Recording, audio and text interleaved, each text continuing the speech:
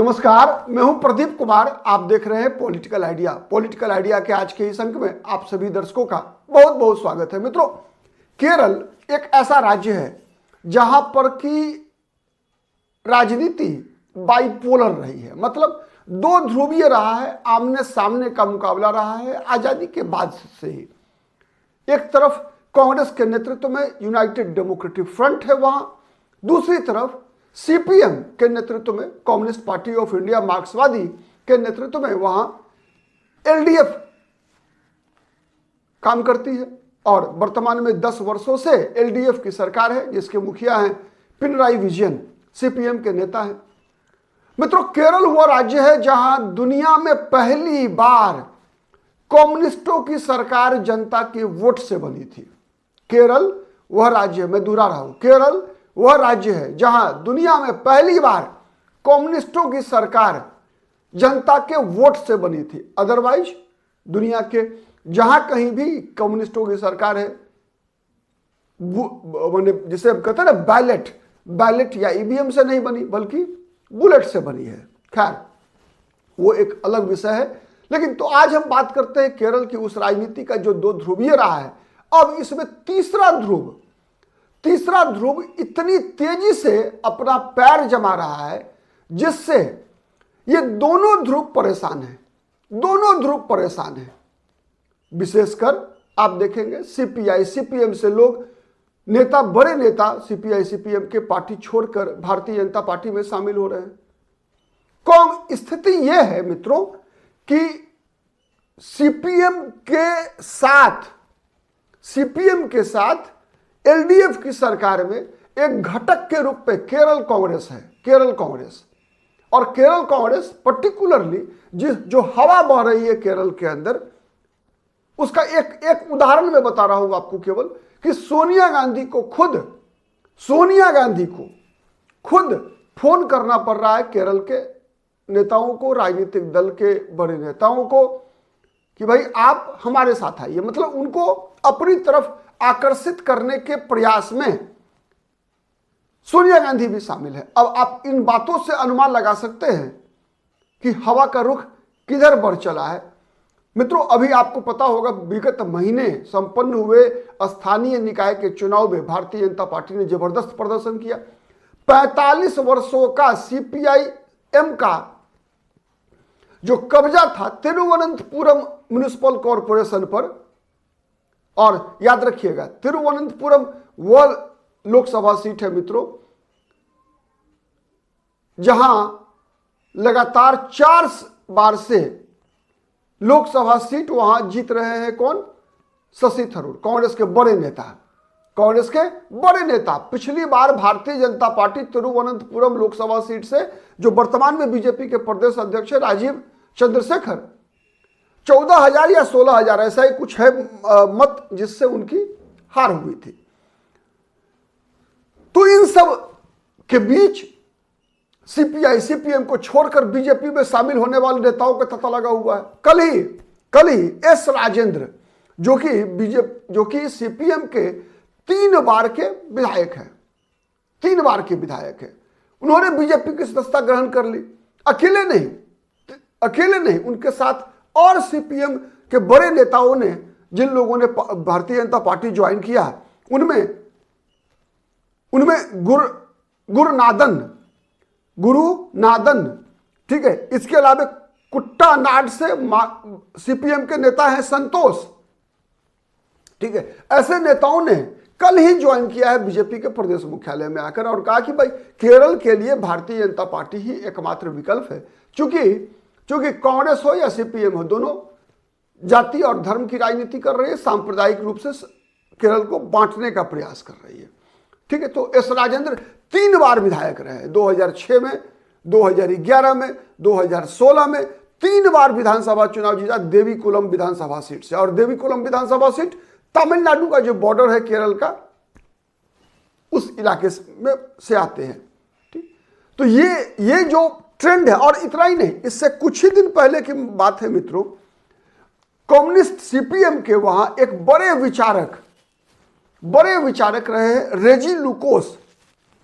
रेजी लुकोस की ये पहचान रही है मित्रों कि ये हर टीवी चैनल्स पे जाकर, हर टीवी चैनल्स पर जाकर जो है, ठीक है, ये एक प्रकार से आप कह सकते हैं कि माने डिफेंड किया करते थे सीपीएम को, सीपीएम को डिफेंड करते थे। और ये रेजी लुकोस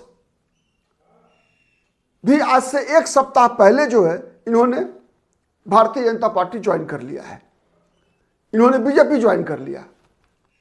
और ये कहते हुए ज्वाइन किया है, ये कहते हुए ज्वाइन किया है कि सीपीएम वामपंथ अब केरल में खत्म हो चुका है। अगर केरल को बचाना है, जिस प्रकार की परिस्थितियां केरल में विकसित हो रही है, उन परिस्थितियों के मद्देनजर एकमात्र भारतीय जनता पार्टी ही केरल में विकल्प है। इसके अलावा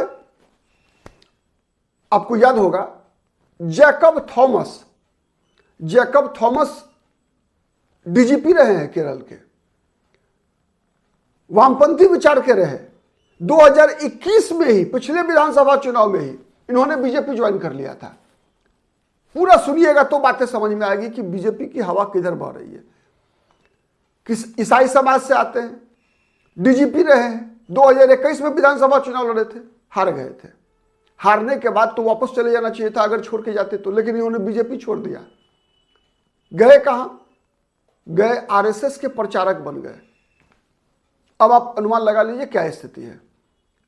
आपको याद होगा जब वक्फ संशोधन एक्ट पास हुआ था, उसके बाद किस प्रकार से केरल में, मैंने बताया था कि केरल में किस प्रकार से ईसाइयों में भारतीय जनता पार्टी के प्रति खुशी की लहर चली थी केरल में।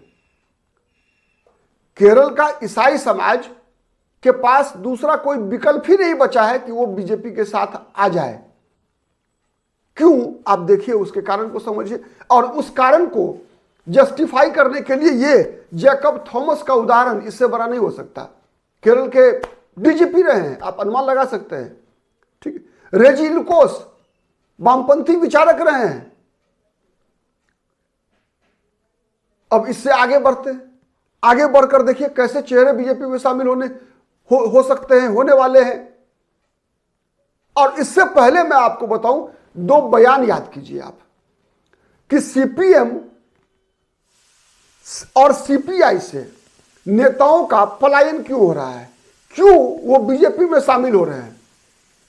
सबसे बड़ा कारण है कि 10 वर्षों से वहां एलडीएफ की सरकार है। पहली सबको दिख गया है, एंटी इनकम्बेंसी दिख गया है, एंटी इनकम्बेंसी दिख गया है अभी स्थानीय निकाय चुनाव के परिणाम में, ठीक है, पहला। दूसरा, केरल में की जो राजनीति है उसमें मुसलमान प्रायः 90% कांग्रेस के गठबंधन के साथ है, Indian Union Muslim league IUML के साथ है। समझिए आप, ईसाई पारंपरिक रूप से कांग्रेस के साथ रही है, लेकिन जिस प्रकार से मुस्लिम इंडियन यूनियन मुस्लिम लीग की जो गतिविधियां हैं केरल में, PFI, SDPI, लव जिहाद, लैंड जिहाद, इन सब कारणों से केरल के ईसाई कांग्रेस पार्टी से सशंकित हैं। इसीलिए ईसाइयों की पहली पसंद भारतीय जनता पार्टी बन रही है। और ये जो मैंने फैक्टर्स, मैंने नाम बताए हैं आपको, ठीक है, रेजी लुकोस, जैकब थॉमस, या फिर मुंबपम, जहां 500 परिवारों की जमीन पर वहां के वक्फ बोर्ड ने मतलब दावा ठोक दिया था, उन पर बेघर होने का खतरा अभी भी मौजूद है। तो इन सब कारणों से जिस प्रकार से अभी स्थानीय निकाय के चुनाव में भी, चाहे वो कई ग्राम पंचायतों में भी बीजेपी का प्रदर्शन काफी अच्छा रहा है, चाहे वो पथानामथिट्टा का इलाका हो, चाहे वो इडुक्की का इलाका हो, ठीक है, जहां भी ईसाई आबादी है वहां भारतीय जनता पार्टी की सफलता का ग्राफ जो है लगातार बढ़ता रहा है। अभी हमने देखा पथानामथिट्टा ग्राम पंचायत के चुनाव में किस प्रकार से कांग्रेस पार्टी के पार्षदों ने, कांग्रेस पार्टी के कॉर्पोरेटर्स ने बीजेपी के कॉर्पोरेटर्स के साथ सहयोग से वहां ग्राम पंचायत अध्यक्ष का चुनाव जीता। तो ये सब कई फैक्टर्स हैं जिससे स्पष्ट दिखता है कि वहां हवा किस तरफ बढ़ रही है। तो समझिए वहां पर क्या है, वहां स्थिति यह है कि मुस्लिम जो 26-27% है केरल में, पारंपरिक रूप से यूडीएफ के साथ रहे हैं। ईसाई जो 18-19% है, ये भी यूडीएफ के साथ रहे हैं, कांग्रेस पार्टी के साथ रहे हैं। लेकिन इस बार ईसाई मतदाता उस साइड जाना नहीं चाहता जिस side Indian Union Muslim league है। अब इस बात को तो उसका उदाहरण आपको दिख रहा है, रेजी लुकोस, जैकब थॉमस, ऐसे अन्य जितने भी मैंने जो उदाहरण दिया आपको, ठीक है, इन सब के बीच जो हवा बह रही है। उसके अलावा दूसरा उदाहरण देखिए आप, जिन कारणों से चाहे वो एस राजेंद्र हो या और जितने मैंने संतोष वगैरह जितने नाम बताए, सबसे बड़ी बात क्या है कि एक तो एंटी इनकम्बेंसी है सीपीआई सीपीएम के खिलाफ। 10 वर्षों का प्रायः केरल का इतिहास रहा है कि हर 5 साल पे सत्ता बदलती रही थी, लेकिन 2021 में ऐसा नहीं हुआ। तो अब मुस्लिम ईसाई एक तरफ, प्रायः माना जाता था कि केरल में जो सीपीएम को वोट देने वाले मतदाताओं में सबसे बड़ा आधार रहा है इझावा समुदाय का, नायर समुदाय का। खुद पिनराई विजयन इझावा से आते हैं, आप अनुमान लगाइए कि केरल में मंत्रिमंडल में सदस्यों की संख्या 20 हो सकती है, उनमें 7 नायर जाति से हैं। आप अनुमान लगाइए। तो किस मतलब सीपीआई सीपीएम एलडीएफ का मतलब होता है वहां हिंदुओं के वोट से सरकार बनती है, हिंदुओं के वोट से। तो वहां हिंदुओं को लग रहा है, जब ईसाई डरे हुए हैं तो हिंदुओं का डर आप अनुमान लगा सकते हैं। उसका मैंने उदाहरण मैं बता रहा हूं। AK बालन है सीपीआई के नेता, उनका बयान क्या है? उनका बयान है कि कांग्रेस पार्टी यूडीएफ के सत्ता में आते ही गृह मंत्रालय कौन संभालेगा? तो जमाते इस्लामी संभालेगा। जो वेल्लापल्ली नटेशन है, इझावा समुदाय के बड़े नेता हैं, उनका बयान क्या है कि 2040 तक केरल जो है एक मुस्लिम बहुल राज्य बनेगा। तो ये जो चिंताएं हैं, anti incumbency plus PFI, SDPI, Indian Union Muslim League, और इन सब के बीच में साथ कांग्रेस पार्टी का समर्थन। तो लोगों को स्पष्ट लगता है कि अगर कांग्रेस पार्टी को इंडियन यूनियन मुस्लिम लीग को रोकना है अगर, तो सीपीएम अब विकल्प नहीं हो सकता, अब एलडीएफ विकल्प नहीं हो सकता। उसका सबसे बड़ा कारण है एंटी इनकम्बेंसी, और दूसरा वो कार्रवाई जिसकी आवश्यकता है PFI के खिलाफ, SDPI के खिलाफ, जमाते इस्लामी के खिलाफ, वो कार्रवाई कभी भी सीपीएम नहीं कर सकती, भारतीय जनता पार्टी ही कर सकती है। अब अंत में एक और उदाहरण आप समझिए कि कैसे केरल की इस बदलती हुई हवा का असर कांग्रेस पर पड़ता हुआ दिख रहा है। एक केरल कांग्रेस, वहां पहले कांग्रेस में थे ईसाई समुदाय। मैंने बताया कि ईसाइयों का वोट 99% केरल की राजनीति में कांग्रेस को मिलता रहा है। अभी भी केरल के में सबसे जो अधिक संख्या ईसाइयों की है वो कांग्रेस का ही समर्थन करती रही है। लेकिन ये जो गतिविधियां मैंने बताया, उसके बाद से ईसाई समुदाय वहां विकल्प ढूंढ रहा है। तो वर्तमान में केरल कांग्रेस जो है, केरल कांग्रेस वर्तमान में एलडीएफ की सरकार में है, शामिल है एलडीएफ की सरकार में। पहले ये कांग्रेस के साथ थे, यूडीएफ में थे, लेकिन पिछली बार चुनाव से पहले केरल कांग्रेस मनी, ये पिछली बार चले गए थे कहां? एलडीएफ के साथ चले गए थे, एलडीएफ के साथ गए, अभी मंत्री भी हैं, सरकार में है।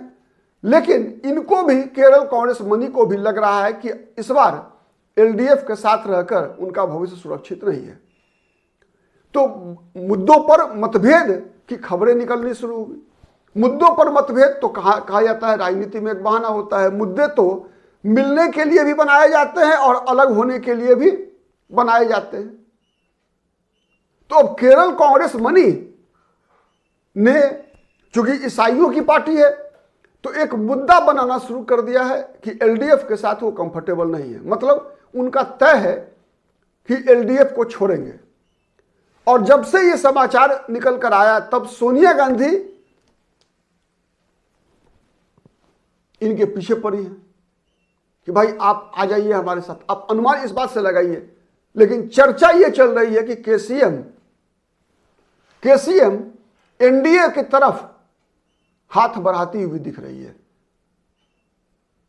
लेकिन जब तक केरल कांग्रेस मनी केसीएम कोई फैसला नहीं करती, अंतिम फैसला नहीं लेती, तब तक कहना मुश्किल है कि केरल कांग्रेस मनी कहां जाएगी, एनडीए के साथ जाएगी, बीजेपी के साथ आएगी या फिर कांग्रेस के साथ जाएगी, ये कहना मुश्किल है। लेकिन हवा का रुख ये स्पष्ट दिखा रहा है कि सीपीएम सीपीआई के नेताओं को ये स्पष्ट दिख रहा है, ईसाइयों को, क्रिश्चियन को वहां स्पष्ट दिख रहा है कि कांग्रेस पीएफआई एसडीपीआई जैसी ताकतों को केरल में अब प्रभाव बढ़ाने से नहीं रोक सकती, वैसे ही सीपीएम भी नहीं रोक सकती। इसीलिए ऐसे लोगों की एकमात्र डेस्टिनेशन भारतीय जनता पार्टी बनता हुआ दिख रहा है। आप क्या सोचते हैं, कमेंट करके जरूर बताइएगा। हमारा वीडियो पसंद आता है तो प्लीज लाइक कीजिए, शेयर कीजिए, जिससे कि अधिक से अधिक लोगों तक हमारी बातें पहुंच सके। और अब तक यदि पॉलिटिकल आइडिया को सब्सक्राइब नहीं किया है तो प्लीज सब्सक्राइब कर लीजिए। आज के लिए इतना ही, बहुत बहुत धन्यवाद, नमस्कार।